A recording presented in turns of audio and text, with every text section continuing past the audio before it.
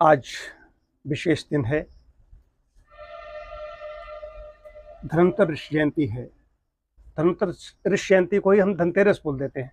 धनवंतर ऋषि विगत वर्ष धनतेरस धनवंतर ऋषि जयंती तेरस भी है, त्रयोदशी भी है, लेकिन है धनवंतर ऋषि। ये समुद्र मंथन हुआ, देवासुर संग्राम है, कहानी मालूम है आपको।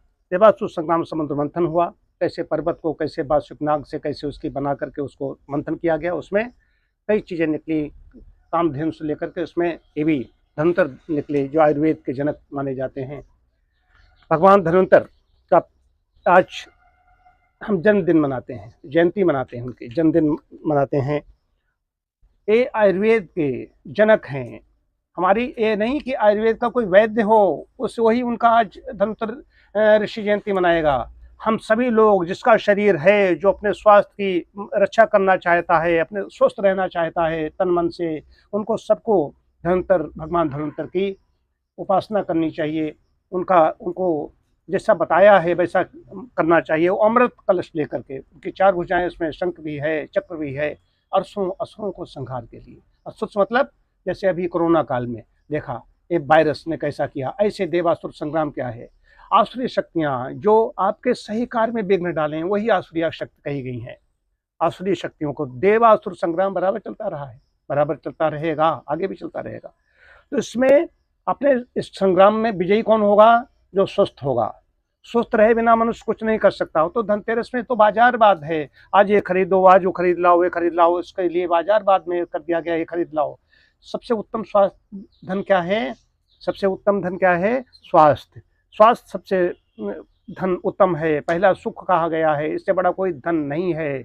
इसके लिए हमें लगना चाहिए। स्वास्थ्य हमारे कैसे अच्छा हो, जो 4 प्रकार की आयु बताई गई, सुखायु, दुखायु, हितायु, अहितायु।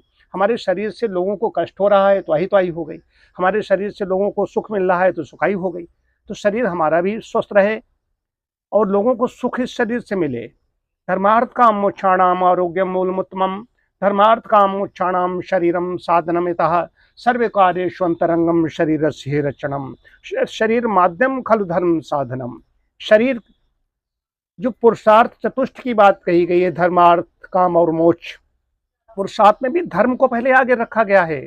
जब धर्म से हम काम करते, इसीलिए कहा गया सबसे पहले यज्ञ करो, हवन करो, होम करो, सबसे पहले एक कीजिए, उसके बाद में और कोई काम कीजिए। उठो तो पहले वेद मंत्रों से अपने दिनचर्या प्रारंभ करो, यहाँ से प्रारंभ करो। यहाँ से हमें क्या मिल गया, कितना पोषण मिल गया, कितनी औषधि तत्व हमारे अंदर चले गए। धर्म को आगे रखकर हमें काम करना चाहिए। उसके बाद धर्म अर्थ काम मोक्ष। उन्होंने काम को क्यों नहीं, मोक्ष सबसे बड़ी चीज है, परम पद। मोक्ष को पहले क्यों नहीं रखा, धर्म को रखा। लेकिन मूल में क्या है? धर्म अर्थ काम और मोक्ष। मूल में क्या है? आरोग्यम मूलमुत्तमम्। मूल में स्वस्थ शरीर है। स्वस्थ रहे बिना मनुष्य कुछ नहीं कर सकता, कुछ नहीं, राम राम नहीं कह सकता, हाय हाय करेगा। तो पहली आवश्यकता है स्वास्थ्य। इसलिए कहा गया तड़वंत आयुष्टे देवा श्रद्धा शतम, कि सभी देवता भगवान धन्वंतर हमारी आयु को कम से कम 100 वर्ष, हम मंत्र भी पढ़ते हैं, पश्चिम श्रद्धा शतम को करते हैं, 100 वर्ष तक हम देखते रहे, सुनते रहे, वाक शक्ति बनी रहे। अब भूवेश ही नहीं, जीवेम श्रद्धा शतम से लेकर के 100 वर्ष नहीं, भूवेश श्रद्धा शतात।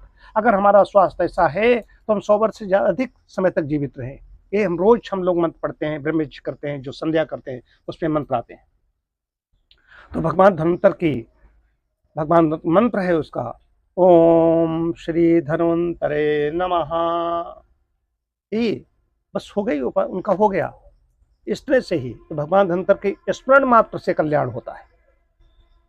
आयुर्वेद के जनक हैं, आयु का वेद है, जिसमें आयु के हितायु अहितायु के बारे में बड़ा विशद वर्णन है। उसके बाद में जितने ऋषि और आए हैं, हमारे चरक बाघभट्ट आए, इन्होंने हमें बराबर ज्ञान दिया। आज भी ये सब ऋषि ही हैं जो ज्ञान देते जा रहे हैं, नई नई चीज़ें बताए जा रहे हैं, जो लैब बैठे हुए हैं, प्रयोगशाला में नए नए शोध लेकर के आ रहे हैं, सब ऋषि तो है। रूप परिवर्तन थोड़ा हुआ है। तो भगवान धन्वंतर जयंती की सभी को बधाई, बहुत बहुत बधाई देता हूँ और शुभकामनाएं देता हूँ। आप सभी स्वस्थ रहें, सभी का मंगल हो, सभी का कल्याण हो। ओम शांति शांति शांति।